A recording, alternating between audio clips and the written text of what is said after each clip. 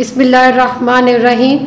Class 10th arts general math. और आज आप लोगों का लेक्चर नंबर 12 है, लेकिन रिव्यू है आपके उन तमाम लेक्चर्स का जो हमने 7 से लेकर 11 तक पढ़े थे।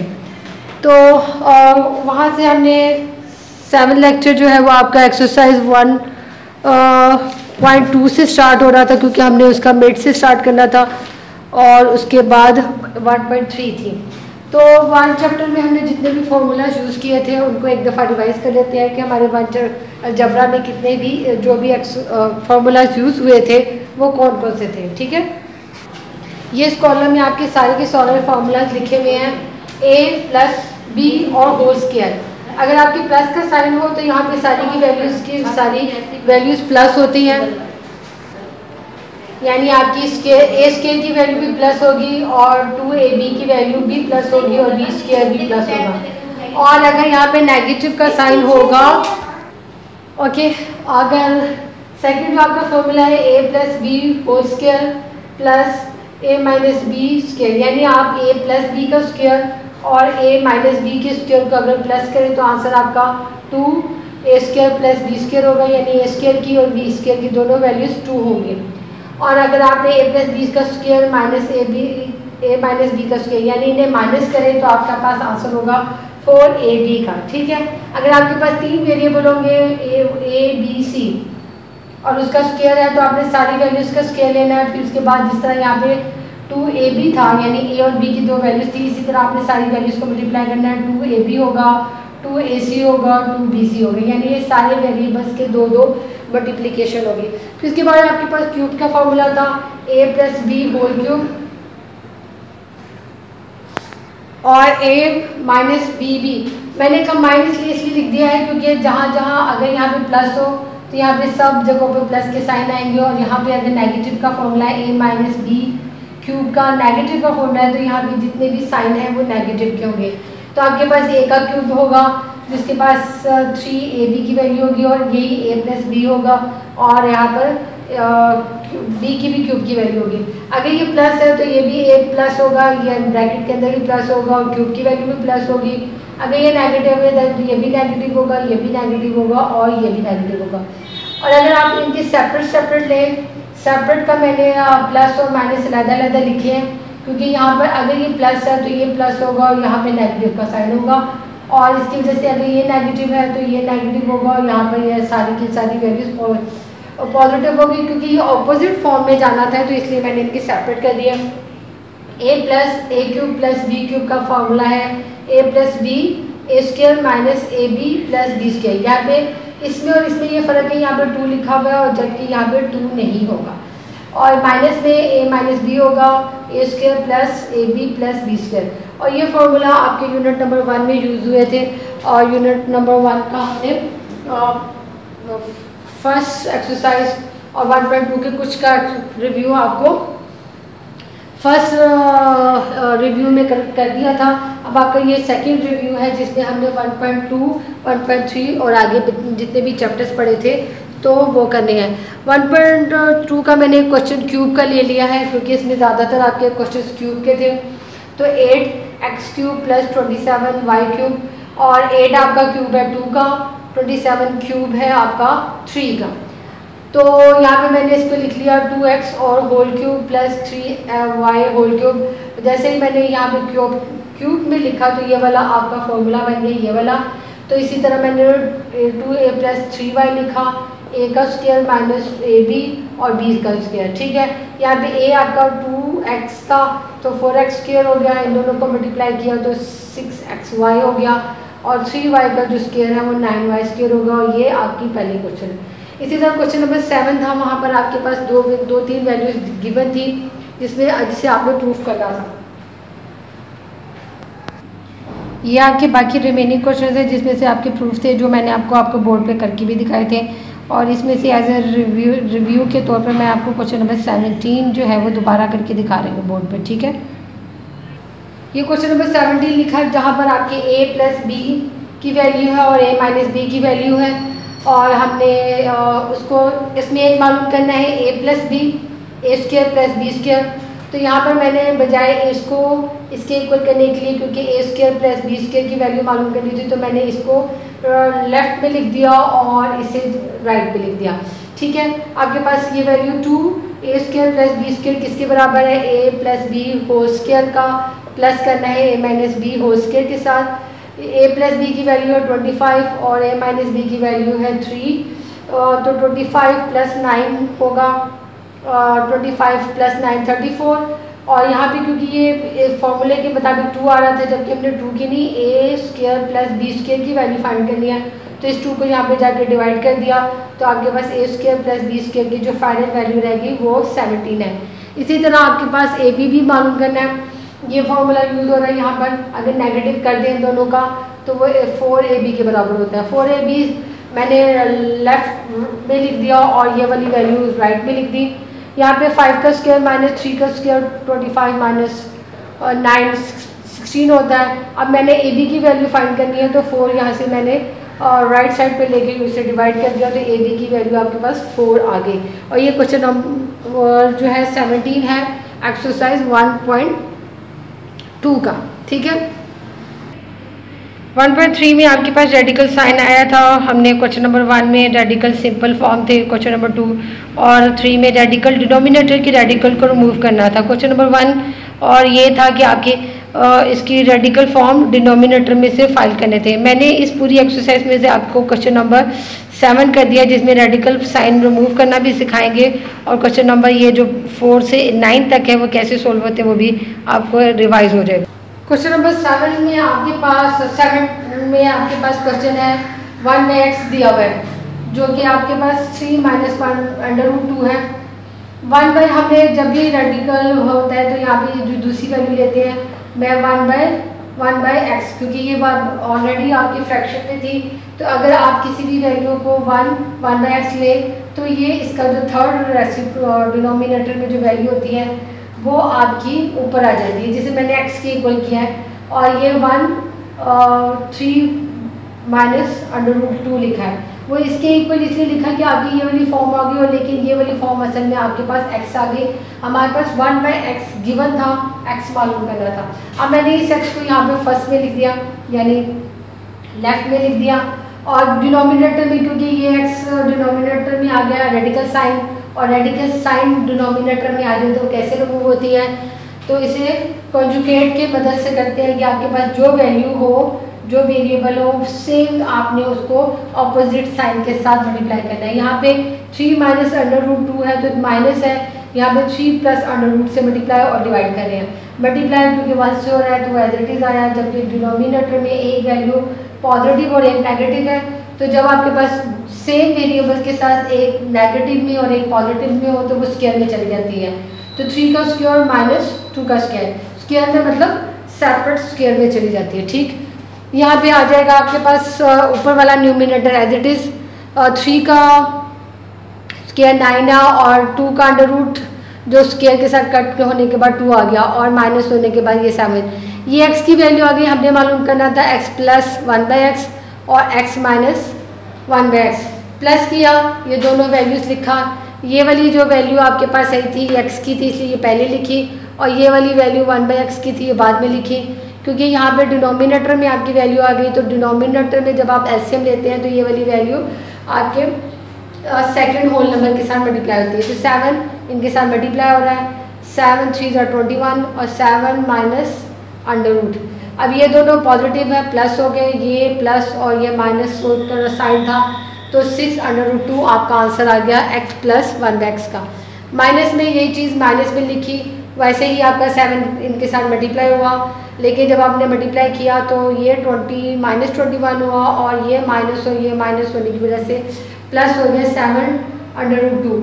अब ये प्लस है और ये नेगेटिव का साइन है, ऑपोजिट साइन है तो माइनस हो रहे, ये प्लस और ये प्लस सेम साइन है तो ये प्लस हुए, और ये आपका क्वेश्चन नंबर 7 हो गया 1.3 का। ठीक है, इसके बाद हम करेंगे चैप्टर नंबर 2। चैप्टर नंबर 2 में भी आपके 5 एक्सरसाइजेज हैं, उनमें हर एक्सरसाइज का मैं आपको एक एक सवाल एज अ रिव्यू के तौर पर, एज अ रिवीजन के तौर पर कर देती हूँ। अब आप लोगों की यूनिट नंबर 2 स्टार्ट हुआ है। यूनिट नंबर 2 में आप लोगों की फैक्टराइजेशन थी, आपकी 4 टर्म्स हो, 3 टर्म्स हो, 5 टर्म्स हो, 6 टर्म्स हो, जो भी हैं, उन्हें फैक्टराइज करने के बाद उनको 2 फैक्टर्स में बनाना है। तो इसे फैक्टराइजेशन करेंगे और 2.1 से लेके तकरीबन 254 तक आपकी फैक्टराइजेशन मुसलसल चलती जाएगी और हर और वैरायटी है। 2.1 में जो आपकी एक्सरसाइज है उसमें आपके पास 4 डिजिट्स होंगे, 4 टर्म्स होंगी और 4 टर्म्स को आपने 2 में इक्वल करना है। मैंने उसमें से क्वेश्चन नंबर 4 सिलेक्ट किया।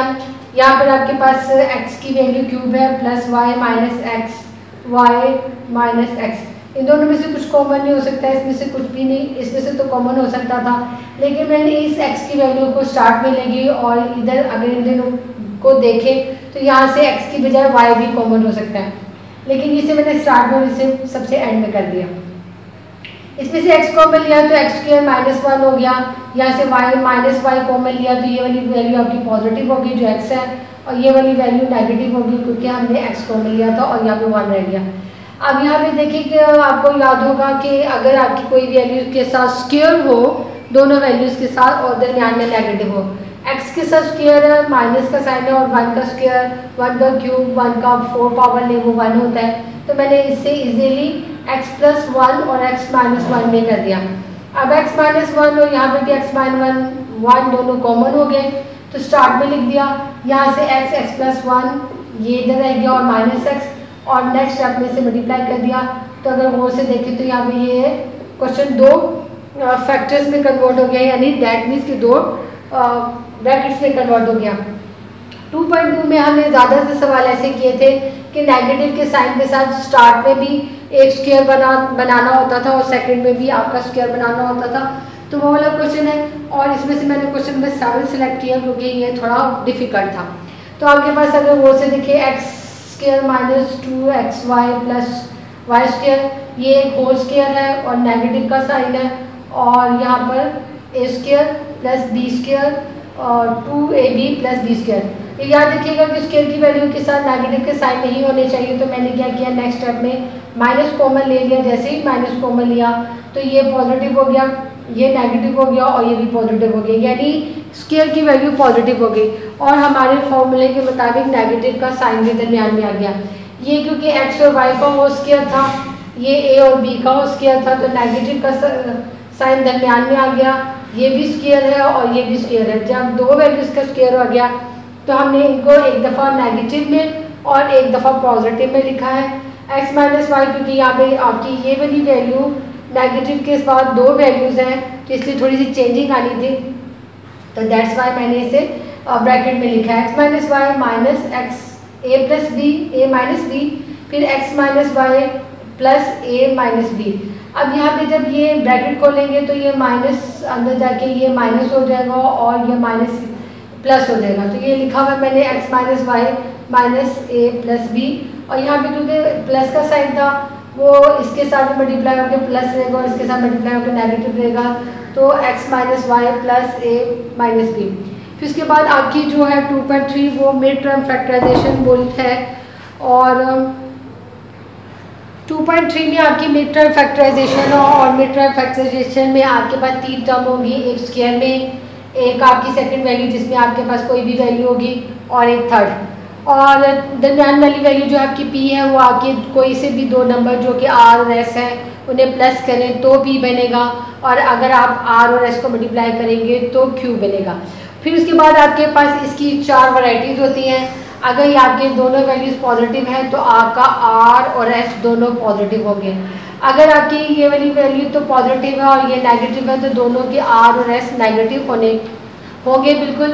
अब अगर यहाँ पे q की वैल्यू नेगेटिव है तो आपको मतलब मालूम होगा कि मल्टीप्लिकेशन में एक नंबर मल्टीप्लाई हो नेगेटिव और एक पॉजिटिव हो तो तब उसका आंसर नेगेटिव होता है, और अगर कोई 2 values same positive same negative multiply हो तो प्लस हो जाते हैं। इसीलिए यहाँ पे जब प्लस का साइन था क्यू में तो ये दोनों के दोनों r और s प्लस थे, या r और s दोनों नेगेटिव थे।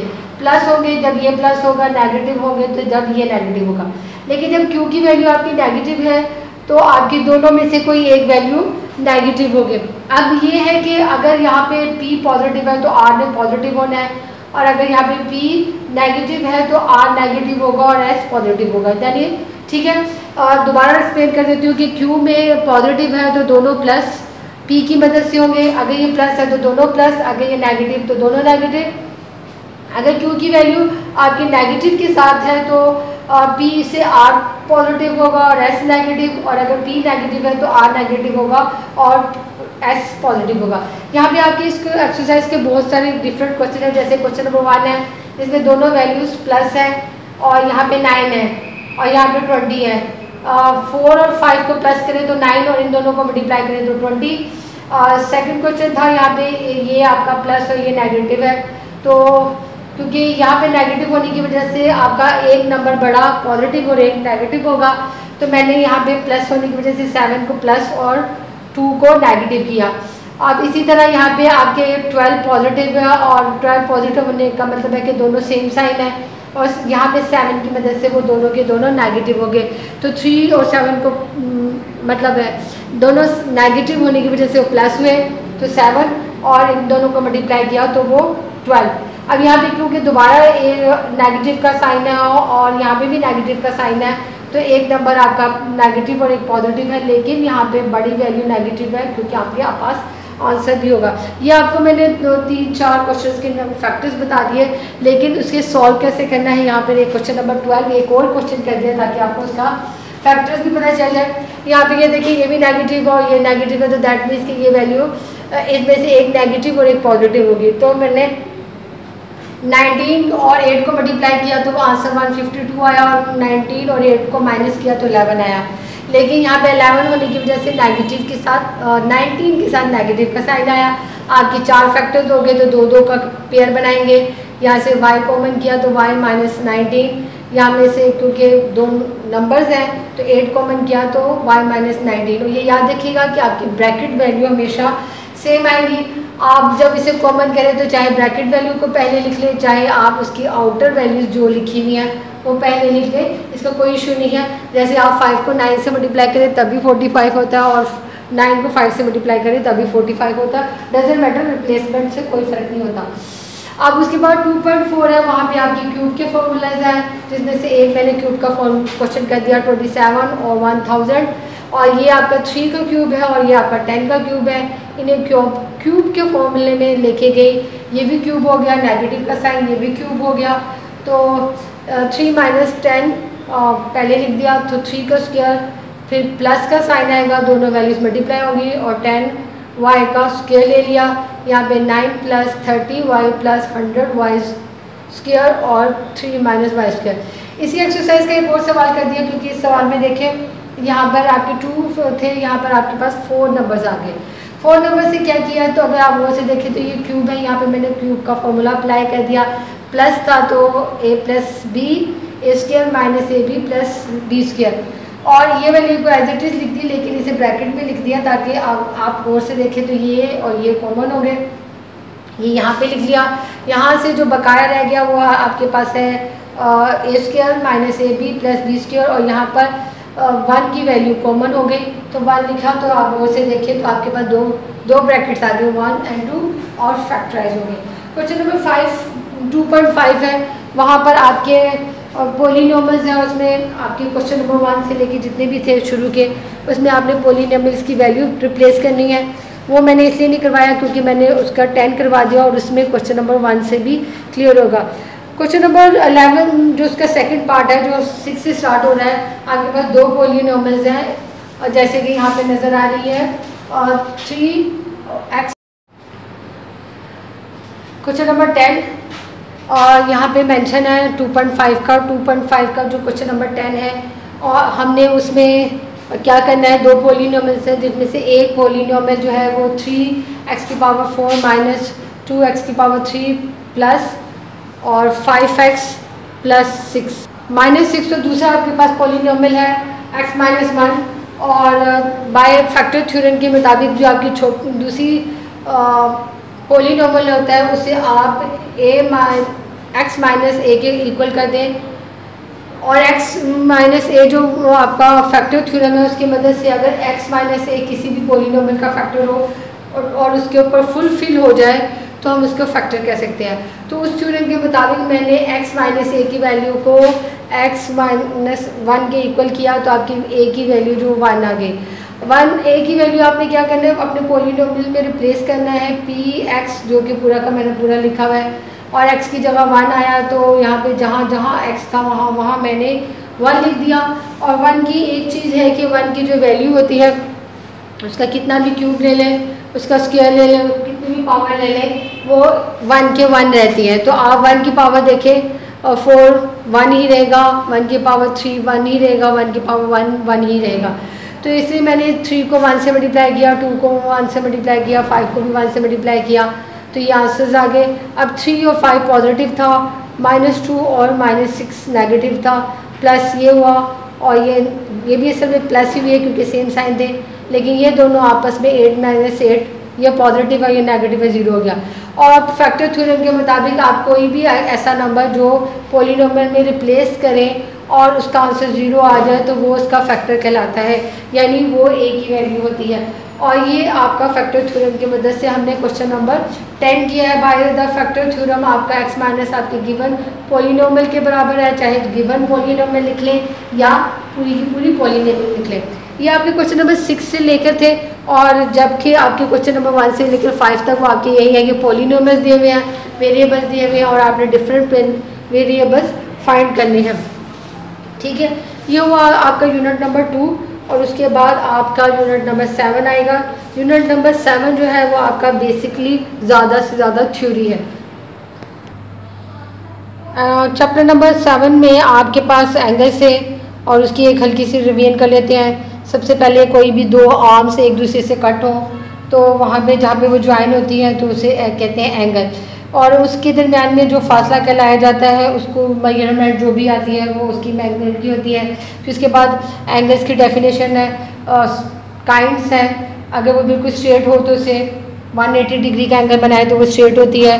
फिर उसके बाद 190 डिग्री का एंगल बनाए तो राइट होता है। अगर वो 90 डिग्री से मतलब 90 डिग्री से या राइट एंगल से कम हो तो इसे एक्यूट बोलते हैं। अगर वो 90 डिग्री से ज़्यादा हो तो इसे ऑब्टूज बोलते हैं। अगर वो स्ट्रेट लाइन से भी ज़्यादा चले जाए तो इसे रिफ्लेक्स एंगल बोलते हैं।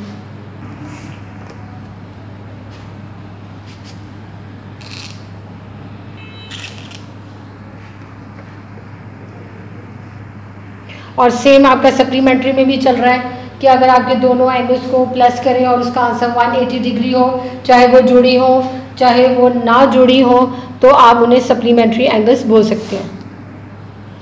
अभी 7.1 में ये था आपके पास डिफरेंट एंगल्स थे।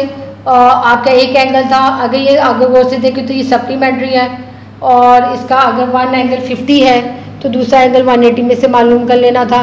और इसी तरह अगर वो 90 डिग्री का एंगल है जैसे ये, और उसका वन एंगल 70 डिग्री है तो दूसरा एंगल आप वो 90 में से मालूम माइनस करके, क्योंकि ये अगर कॉम्प्लीमेंट्री हो तो मालूम कर सकते थे। और इसके बाद बाकी सारे क्वेश्चंस भी सारे इसी तरह हैं कि आपके पास वो सप्लीमेंट्री है या कॉम्प्लीमेंट्री है, तो आपने उसकी कंडीशंस के मुताबिक उसको सॉल्व किया था।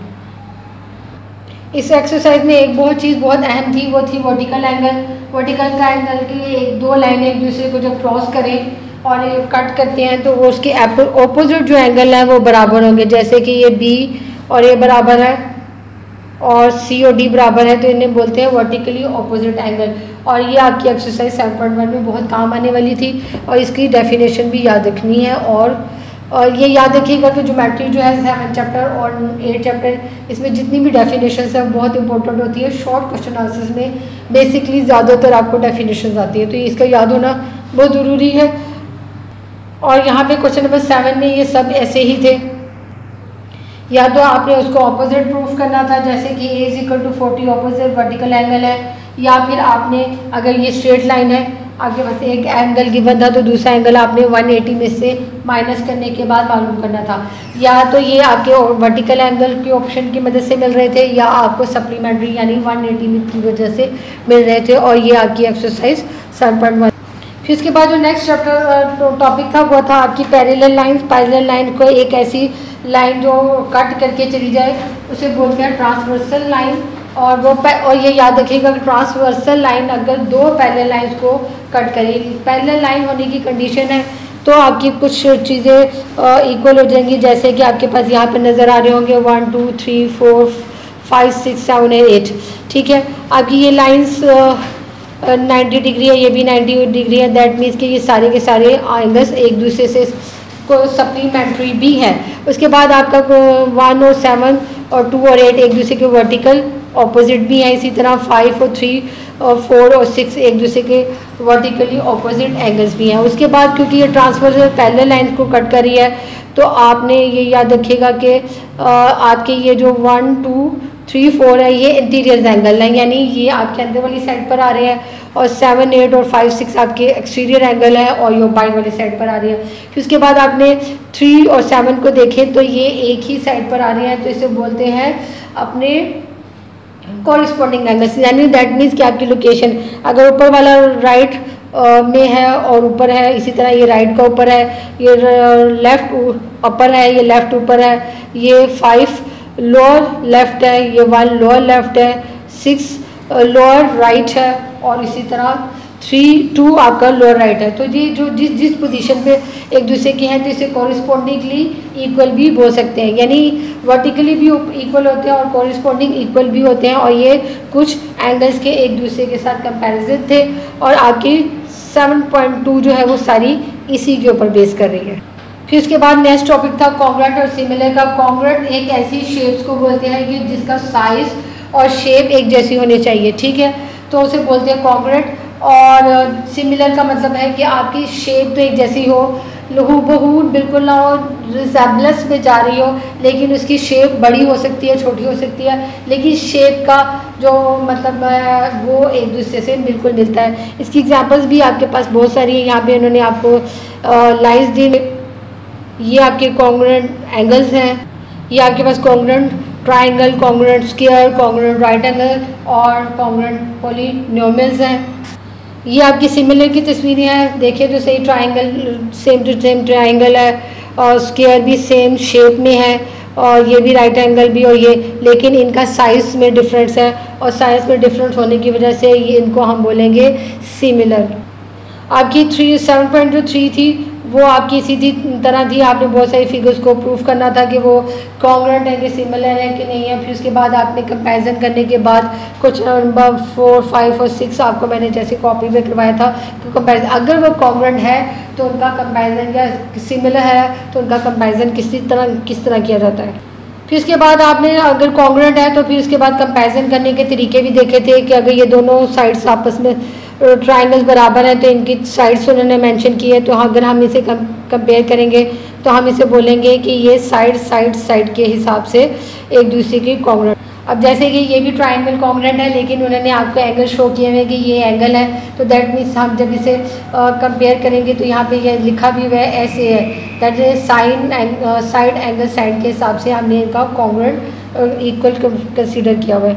और नेक्स्ट में देख लें, आपके पास उन्होंने 2 एंगल शो किए हुए हैं, ये वाला और ये वाला, यानी एंगल को ट्राइंगल्स को कंपेयर करते हुए कि अगर वो कॉन्ग्रुएंट है तो किसके हिसाब से उन्हें, तो यहाँ पे लिखा हुआ है एंगल साइड एंगल। तो आपकी जो 7.4 है वो इसी तरह थी कि आपने यहाँ पे कंपैरिजन भी करने थे, और कंपैरिजन करने के हिसाब से आपने उसको देखना था कि वो किस रूल के मुताबिक है, साइड है, साइड ए साइड है, या ए साइड एस है। और यहाँ पे बहुत सारे के सारे सवाल मैंने आपको किए थे। फिर आपके पास क्वाड्रिलेटरल थी, उसकी डेफिनेशन थी। पैरेललोग्राम है जिसमें आपकी ये लाइंस बराबर होती हैं, ये भी आपकी बराबर होती हैं, लेकिन ये स्लैंटिंग वे में होती है और ये पैरेलल होती है।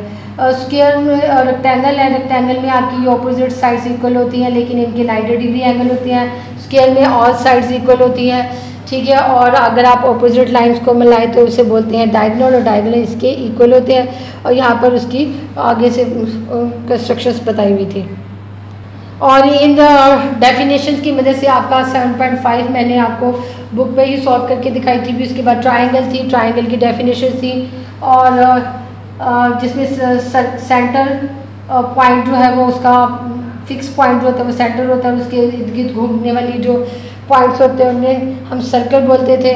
आपका सेंटर से लेकर सर्कल तक का फासला रेडियस कहलाता है, और आप इस लाइन को ड्रॉ करें उसे रेडिकल बोलते हैं। अगर आप 2 पॉइंट्स को, सर्कल के 2 पॉइंट्स को ज्वाइन कर लें उसे कोड बनते हैं। अगर यही आपका सेंटर के 2 पॉइंट्स सेंटर में से गुजर के चले जाएं और एंड उनका सर्कल पर हो तो इसे डायमीटर बोलते हैं, और डायमीटर हमेशा सर्कल को हाफ में डिवाइड कर देती है। ये यहाँ पे ही है। और फिर इसके बाद अगर आप कोई कोड डिवाइड करें और कोड से ये जो आपकी आर्क होती है, जो तिरछी लाइन जो सर्कल की होती है, इसे आर्क कहते हैं। अगर वो क्योंकि कोड की वजह से ये आपकी माइनर है, छोटी आर्क है, और ये क्योंकि कोड की वजह से मेजर आर्क है। इसी तरह उसके बाद अगर आप 2 रेडिकल लाइंस को ड्रॉ करें तो जो पोर्शन आपका छोटा होगा उसे बोलेंगे सेक्टर, और ये आपका सेक्टर है जिसे हम नॉर्मली एरिया भी कहते हैं। आगे सेकंड लाइन है वो ऐसी लाइन जो सर्कल को 2 जगह से कट के चली जाए, और टेंजेंट वो होती है जो आपकी सर्कल को सिर्फ टच करके चली जाए। और ये कौन सेक्टर है, मतलब ये आपके पास फिक्स पॉइंट एक है, वो एक ही है, लेकिन आप उसे मुख्तलिफ रेडियस के मुताबिक उससे बहुत सारी सर्कल्स ड्रॉ कर लें तो आपकी होगी। ये आपकी डेफिनेशन आपकी 7.6 को सॉल्व करने में मदद आई थी, ये याद रखिएगा। ये जो डेफिनेशन थी इन्होंने 7.4, 7.5 और 7.6 में फिल द ब्लैंक्स में काम आई थी, लेकिन याद रखिएगा कि आपके पेपर में फिल द ब्लैंक्स के तौर पर नहीं आती, ये MCQs के तौर पर बन सकती हैं। और उसके बाद ये सारी डेफिनेशन एज आ रिटन फॉर्म में डिफाइन के साथ आ सकती है 2 मार्क्स से। तो डेफिनेशन को बहुत याद करना बहुत ज़रूरी और अहम है, ठीक है। यूनिट नंबर 8 की जो रिवीजन है वो आप लोगों की मैंने प्रीवियस लेक्चर में काफ़ी डिटेल से दे दी थी, जिसमें मैंने आपको सारे ट्रायंगल्स को बहुत डिटेल में दोबारा शो किया था। क्वेश्चन नंबर 1, 2, 3, फिर उसके बाद क्वेश्चन नंबर 4, 7, 12 एंड 14। और उसके बाद मैंने आपको कुछ क्वेश्चंस कहे थे कि बिल्कुल सेम पैटर्न में जा रहे हैं, वो उसके एक्सरसाइज के नेक्स्ट क्वेश्चन हैं जो कि मैं अभी नंबर बता देती हूँ। ये आपके क्वेश्चन नंबर 14 हुआ है और 12, और 14 के बाद क्वेश्चन नंबर 15 को भी आप देख लें। जो rectangle ABC in which AB 6.5 and AD is equal to 4.8 और आपके पास 90 डिग्री का है, और आपने इसका डायगोनल बनाना है। ये है कि इसकी वैल्यूज आपके पॉइंट्स में चली गई, ये मगर रेक्टेंगल ही है। क्वेश्चन नंबर 16 देखिए, क्वाड्रिलेटर है, वहाँ पे उसकी 3-4 काइंड लिखी हुई है। डायगोनल इक्वल है और एडजेसेंट साइड्स इक्वल नहीं है। एडजेसेंट साइड किस में इक्वल नहीं होती? रेक्टेंगल में। डायगोनल भी इक्वल है, एडजेसेंट साइड भी इक्वल है, तो वो क्या होगा? स्क्वायर। सारी साइड्स इक्वल हैं और एंगल उनके दरमियान में 90 डिग्री है, तो तब भी वो स्क्वायर होगा। ऑल एंगल्स आर इक्वल, लेकिन एडजेसेंट साइड इक्वल नहीं है, तो वो रेक्टेंगल होगा। क्वेश्चन नंबर 17 आपका रेक्टेंगल है, 2 साइड्स दे दी गई हैं। क्वेश्चन नंबर 18 आपका स्क्वायर है जिसमें एक साइड दे दी है। क्वेश्चन नंबर 19 जो है वो आपकी ट्रायंगल्स की नेम्स हैं। 3 साइड्स अगर इक्वल हो तो इक्विलेटरल, 2 साइड्स हो तो आइसोसेलेस ट्रायंगल, और अगर कोई भी साइड आपकी इक्वल ना हो तो उसे सेकेंड ट्रायंगल बोलते हैं। तो ये आपका क्वेश्चन नंबर, क्योंकि इससे रिलेटेड थे तो मैंने कहा कि आपको क्वेश्चन नंबर 15, 18 और 17 और 18 वो बोल देती हूँ कि वो भी आप इसी के साथ कर लीजिए। और इंशाल्लाह हमने नेक्स्ट जो स्टार्ट होगा वो लेक्चर होगा वो आपका सेकंड टर्म से साथ होगा। आपका फर्स्ट टर्म आपके एक्सरसाइज 8.1 के क्वेश्चन नंबर 18 और 19 तक कंप्लीट हुआ। अल्लाह हाफिज़।